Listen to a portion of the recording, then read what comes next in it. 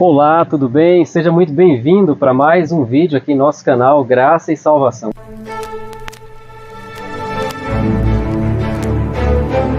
Canal Graça e Salvação. Se você ainda não for inscrito em nosso canal, inscreva-se, ative as notificações. Hoje eu tenho o privilégio de estar com um amigo especial aqui, pastor Michelson Borges. Estamos aqui em Boituva, uma região no interior de São Paulo, bem próximo, bem pertinho aqui de Tatuí, onde fica também a Casa Publicadora Brasileira e a residência do pastor Michelson.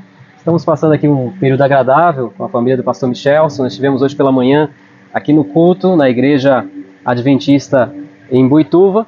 E estamos agora aproveitando esse momento para bater um papo aqui de forma informal. Convidei o pastor Michelson para falar um pouquinho para vocês, nossos amigos aqui que acompanham esse trabalho, esse ministério de pregação através do meio audiovisual aqui no canal Graça e Salvação. Pastor Michelson, seja bem-vindo ao nosso canal. Marcos, é um prazer receber vocês e também estar agora aqui falando com o pessoal que acompanha o seu canal, o seu ministério. Grande abraço para todos aí.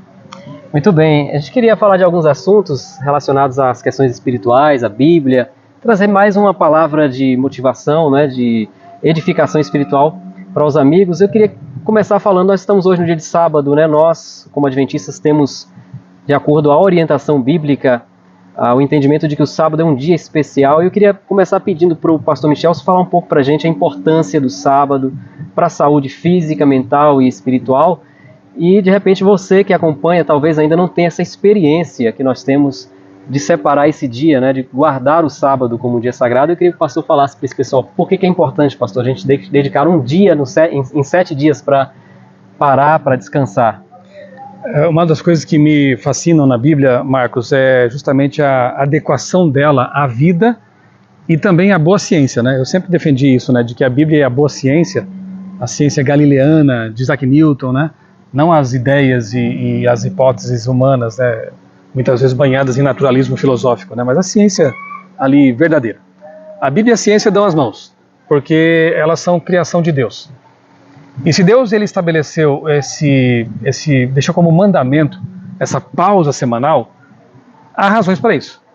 E mais recentemente, os cientistas descobriram que além do ciclo circadiano, que já era bem conhecido, existe um outro, chamado ciclo circaseptano, que justamente é esse que mostra o funcionamento da vida. Isso tem que ver com bactérias, com o reino vegetal, o reino animal e conosco também, nós, os seres humanos, o ciclo vital de 7 dias. Você já se perguntou por que os antibióticos são sempre recomendados pelos médicos, né? Eles preceituam isso com 7 dias, 14 dias. Não é por acaso, né? Tem um motivo. O sistema imunológico responde a ciclos de 7 dias também. Enfim, o ciclo circaseptano, você pode pesquisar depois aí, você encontra até em meu blog, criacionismo.com.br, um artigo ali bem interessante, com referências, né? Ciclo circaseptano, P mudo.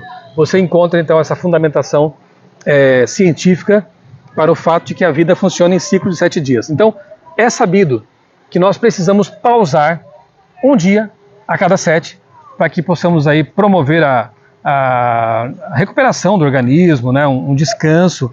E curiosamente na Bíblia você encontra esse conceito, né? Antes mesmo de sabermos, né, do motivo científico para isso, Deus já havia estabelecido na criação mesmo, tendo ele dado o exemplo, né? Gênesis 2, 1 a 3, Deus ele descansa, sendo que ele não precisa descansar, ele é o Criador Todo-Poderoso, né? Ele pausa a sua criação, ele abençoa, ele santifica o 7º dia. Alguém poderia dizer assim, né? Mas o ciclo circaseptano é um dia em 7. Ok, mas e se Deus estabeleceu qual é o dia que deve ser celebrado a cada 7? E ele fez isso. No mandamento, lá em Êxodo capítulo 20, de 8 a 11, é dito assim: lembra-te do dia do sábado para o santificar. 6 dias trabalharás, olha o ciclo aí. Mas o 7º dia deve ser reservado para ser um dia em que você não vai trabalhar de maneira a ganhar, né, ter o seu provento. É um dia para você reservar para estar com a família, para relaxar. Se for o caso, visitar alguém doente, né? Visitar pessoas que precisam. O sábado também é mal compreendido por pessoas que não guardam o sábado, achando assim, vocês não fazem nada no sábado. Eu, como pastor, faço muita coisa no sábado. Mas é um tipo de atividade diferente daquela do dia a dia. É um dia muito especial. Desde que minha esposa e eu descobrimos essa verdade na Bíblia e depois foi reafirmada pela ciência, né? Nós temos sido muito abençoados pela guarda do sábado, que na verdade é ele que nos guarda, né? Nos guarda para que nós tenhamos mais saúde, mais saúde física, mental, espiritual, maior sociabilidade. Agora nós temos filhos, né? Temos 3 filhos. Como é gostoso, Marcos, né? Parar na sexta-feira à tardinha, fazer o pôr do sol. Ontem fizemos o nosso juntos, né? Nossas 2 famílias. Você poder parar, cantar louvores a Deus, dar um abraço de feliz sábado, né? Eu costumo dizer que o sábado é até um antídoto para briguinhas semanais. Porque você tem que no sábado, no pôr do sol ali no culto de sexta-feira, entrando o sábado, né? Porque biblicamente a gente celebra o sábado ao pôr do sol de sexta-feira, e se despede dele no pôr do sol daqui a pouco, inclusive no pôr do sol de sábado. Então quando você faz o culto em família, você dá um abraço, você fala eu te amo, é um antídoto realmente, né? Para as relações matrimoniais, com os filhos, enfim, é tudo de bom. Tanto é que eu não consigo entender quando alguém diz que o sábado é um fardo, que o sábado foi modificado por Deus, hoje não precisa mais, estamos na graça. Não entendo qual é por que você contrapor graça com o sábado, se o sábado é um mandamento de graça, né? É um presente de Deus, é uma bênção. Eu convido vocês que acompanham o canal Graça e Salvação, caso você ainda não tenha experimentado essa bênção do sábado, inclusive cada mandamento de Deus, dos 10, são 10, né? Cada mandamento tem uma bênção ali contida, né? Experimente. Quem sabe reúne a sua família no próximo pôr do sol de sexta-feira, façam ali um culto, um pequeno culto, cantem louvores a Deus, façam uma oração, leiam um trecho bíblico, né? E tente reservar esse dia para você e Deus, para você e sua família. E eu tenho certeza que grandes bênçãos virão dessa decisão. Maravilha. Falando ainda, pastor, falando do sábado, descanso, nós estamos hoje no dia de sábado experimentando, né, experienciando isso desde ontem, né, a partir do pôr do sol, como a Bíblia prescreve, ensina, de um pôr do sol até o outro, né, nós temos aí o período de 24 horas de um dia. Contato com a natureza, né, Marcos? Aqui estamos em meio às plantas, aqui um local muito aprazível. É um dia ideal para você refletir nas obras criadas por Deus. De fato, ter um contato mais próximo, tanto com o Criador, como estreitar os laços familiares, né?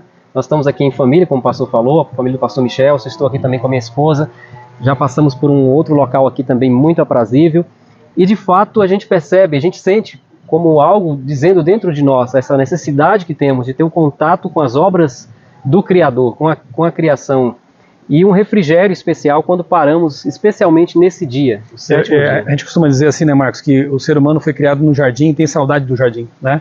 Então a gente tem essa conexão com a natureza, né?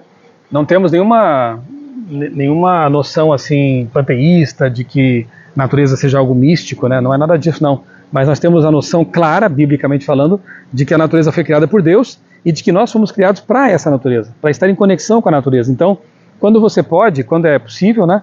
Você estar ali com a família em contato com a natureza, com os animais, com as plantas, observando as formigas em seu trabalho, isso traz lições maravilhosas para a vida, né? E, repito, nós fomos criados no jardim e por isso temos saudade do jardim, por isso nos sentimos tão bem quando estamos no jardim. Por falar em jardim, pastor, no Éden, Deus trouxe ali para a humanidade algumas instituições, né? Uma delas foi o sábado, que nós acabamos de falar, e outra foi a família, matrimônio, casamento.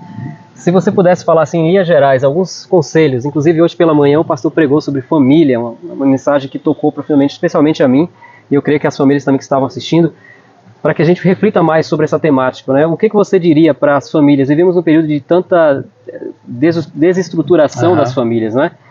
O sentido, a palavra família mesmo está perdendo o seu valor, o seu real sentido. O que você diria para as famílias que talvez estão passando por alguma dificuldade?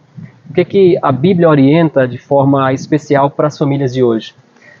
Marcos, não é à toa, né, que a gente vê hoje um ataque frontal a essas duas instituições. Você vê que, lamentavelmente, mesmo no meio cristão, evangélico, né, católico também, quando você fala em sábado, parece que se levanta assim uma oposição, as pessoas já vêm com textos que não tem nada a ver, como se nós não conhecêssemos esses textos, né? Ah, mas o sábado foi abolido, Colossenses 2, e Efésios 4, e não sei o quê. Gente, como é importante um estudo mais contextualizado, aprofundado da palavra, para você perceber que aqueles textos de Paulo não têm relação com o sábado da lei moral. Por quê? Porque o sábado vem lá do Éden, não tem relação com o pecado, porque é dado no capítulo 2, a história do pecado começa no capítulo 3, então o sábado antecede o pecado, e continuará sendo observado após a história do pecado ter finalizado, porque lá em Isaías 66:23 é dito que os salvos continuarão se reunindo todos os sábados, semanalmente ali, para louvar a Deus, para ter um culto especial ao Criador.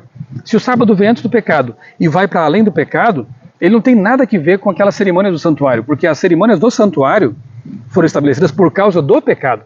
A morte de cordeiros, as festas, né, ali cerimoniais, os sábados cerimoniais, que caíam em dias diferentes da semana, tudo que estava ligado ao santuário era relacionado com o perdão de pecados. Então, o sábado cerimonial, que, como eu disse, caía em dias diferentes da semana, terça, quarta, quinta, sexta, porque era um feriado, era um shabat também, ele está ligado ao santuário. Agora, o sábado da lei moral, dos 10 mandamentos, das tábuas de pedra dadas a Moisés, esse mandamento antecede.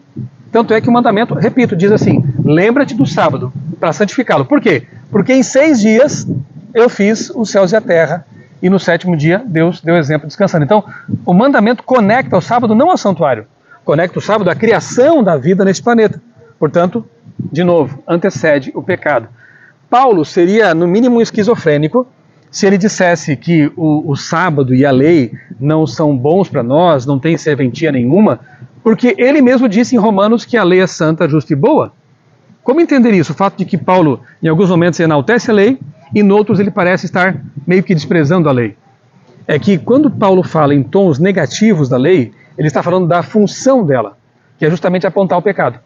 Então, de fato, a lei mata, a letra mata, mas a missão dela é matar mesmo.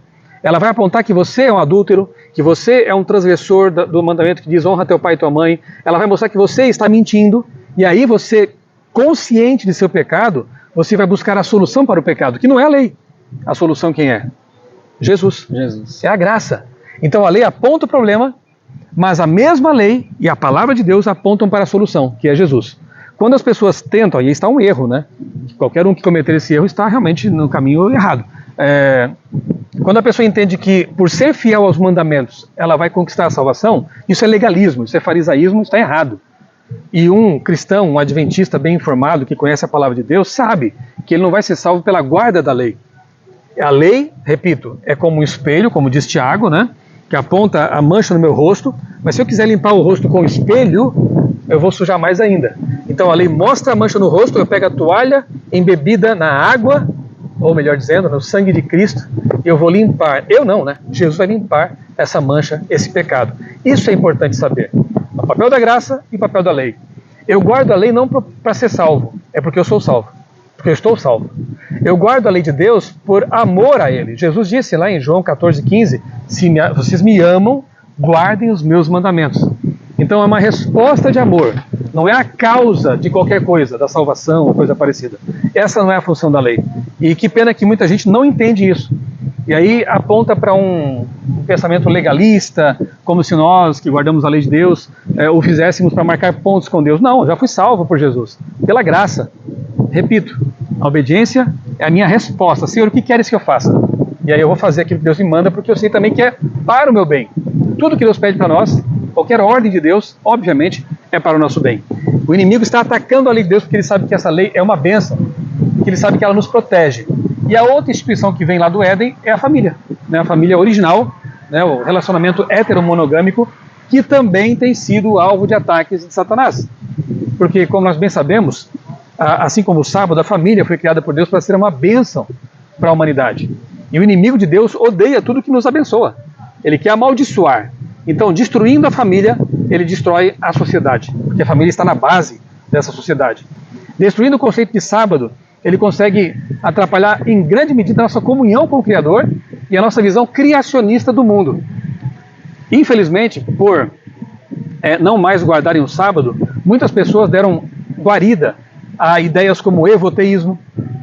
Deus criou a vida, mas depois ela evoluiu, né? E não foi como está na Bíblia, dias literais de 24 horas, foram eras, foram 1000 anos, cada dia 1000 anos. Isso é incorreto, né? Na verdade, nós cremos, por estudar o hebraico e a própria estrutura interna ali, teológica do livro de Gênesis, que são dias literais de 24 horas. E a família, como foi criada por Deus, é aquela lá. Deus criou homem, mulher e os uniu pelos sagrados laços do matrimônio. Hoje de manhã, na igreja de Boituva, eu preguei sobre a família, né? Inclusive tive a o privilégio de apresentar a Deus duas criancinhas, dois bebês, né? Dedicá-los a Deus. E eu apresentei na Bíblia algumas famílias, a família de Adão e Eva, a família de Abraão e Sara, a família de Jacó, a família de Isaac. Depois falei sobre a família dos pais de Sansão e mostrei como essas famílias bíblicas foram grandemente abençoadas, embora, como as nossas também, não foram perfeitas.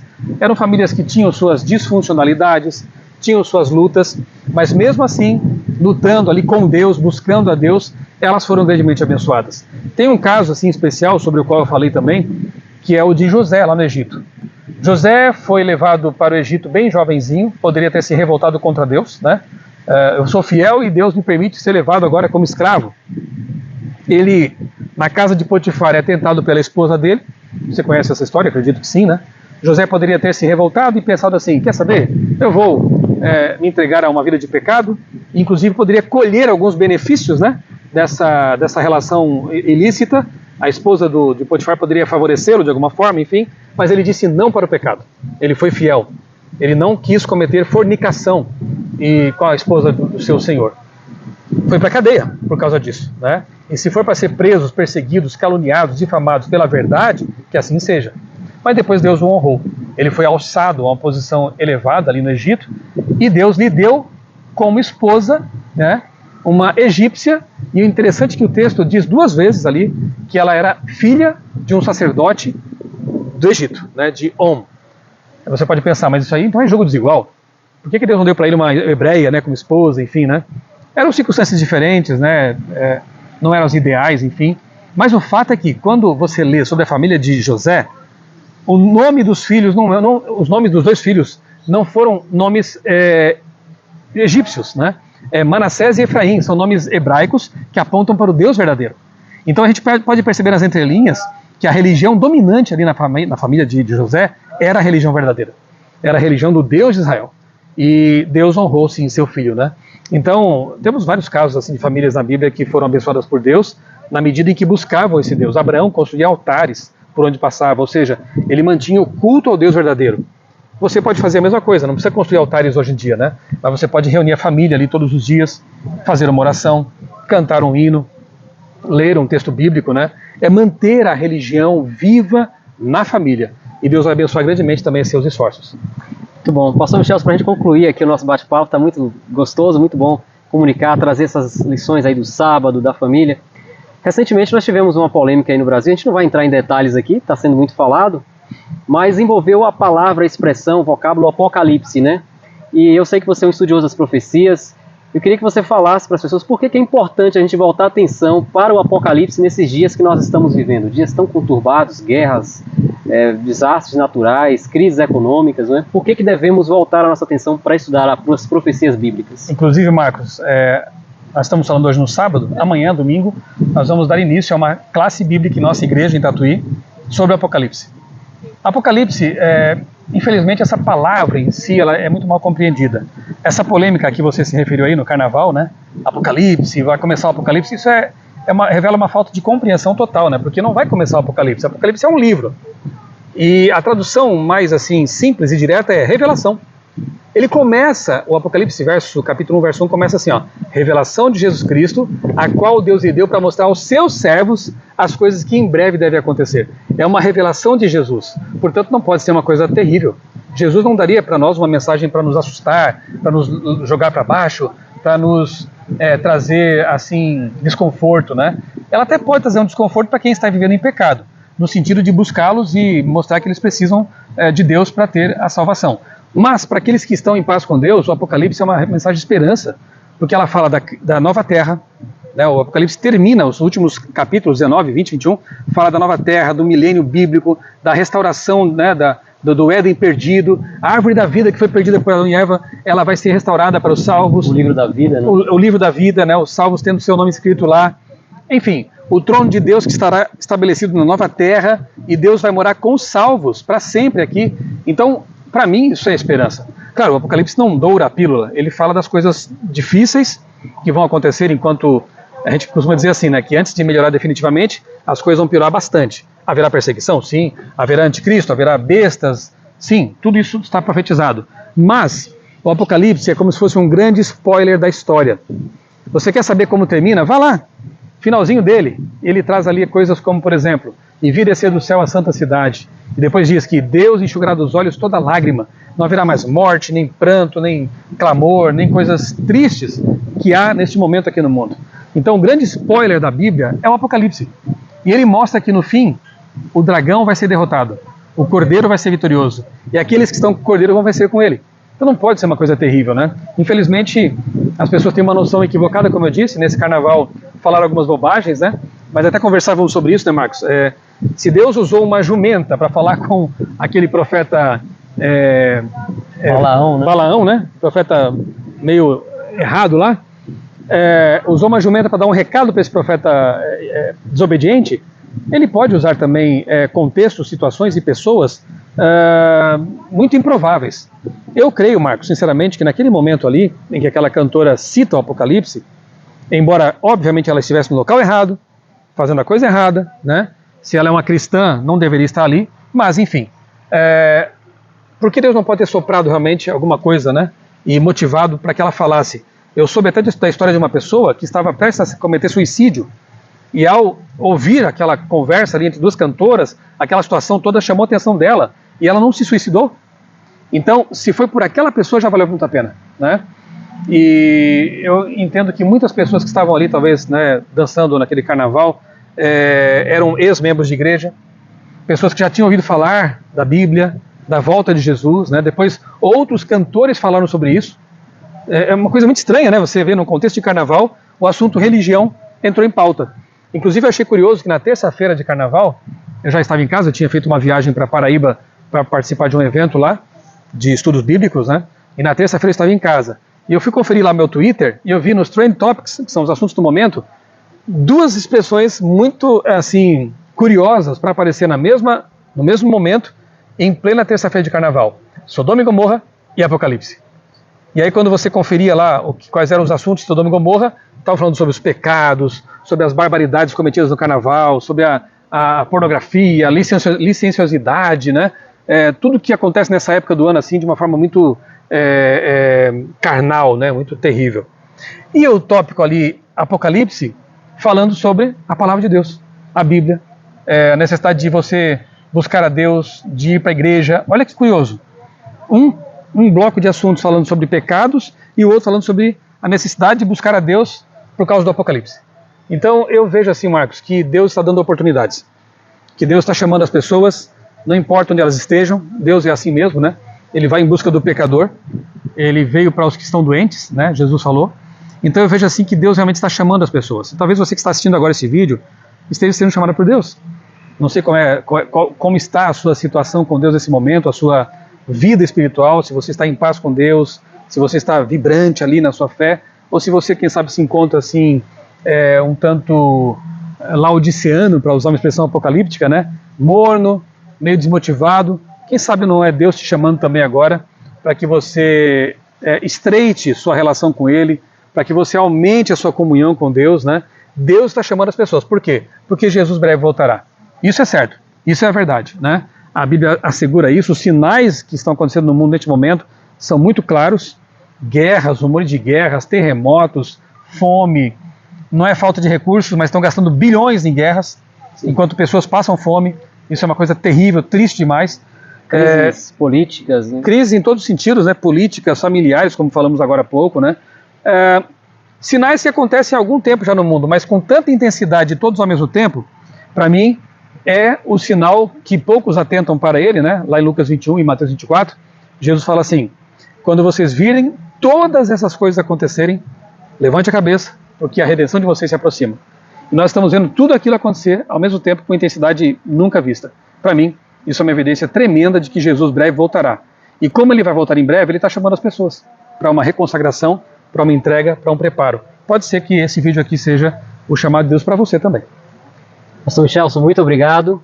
Quero agradecer a você que esteve conosco, que acompanhou esse vídeo, essa mensagem. Se fez bem para você, passe adiante, passe para alguém. De repente, alguém lá na frente está precisando ouvir essa palavra e que você possa refletir, que a gente possa buscar viver uma vida de comunhão com Deus, aproveitar o sábado que nós falamos que é um presente de Deus, a família, e olhar as profecias que nos dão o norte nos dão um sinal de que no final do túnel nós temos uma luz, uma esperança, que é justamente isso que o pastor acabou de falar, a volta de Jesus, né? Essa é a nossa esperança e nós queremos que seja também a esperança de cada um de vocês. Se você gostou do conteúdo aí, se não for inscrito, inscreva-se no canal, né? Deixa aquele joinha para fortalecer.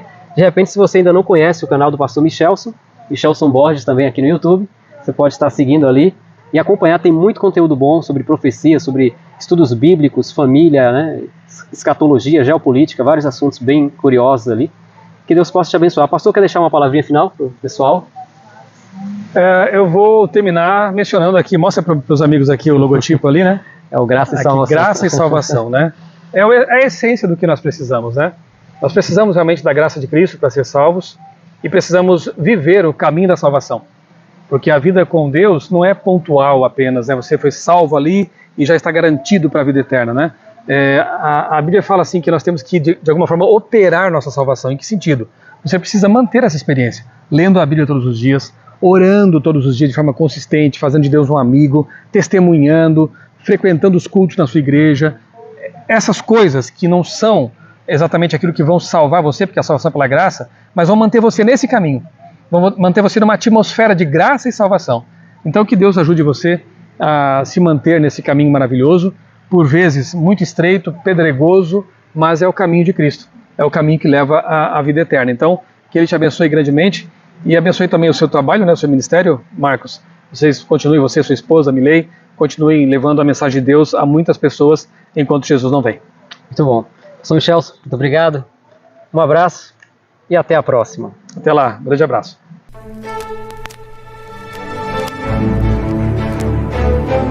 Canal Graça e Salvação. Se você ainda não for inscrito em nosso canal, inscreva-se, ative as notificações.